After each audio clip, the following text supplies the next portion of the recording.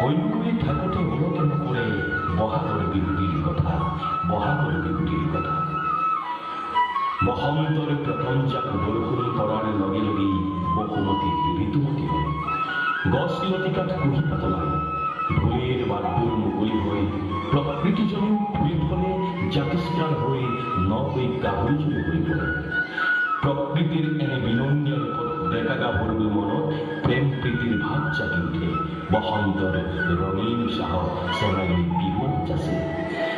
আয়তীহঁতৰ ঢেঁকীৰ শালত পিঠা পনাৰ আয়োজন চলে। বিহুতেই বলিয়া মন তেনেই উচাতন। এনেকৈ বসন্ত কাদৰিবলৈ সকলো সাজু হৈ পৰে।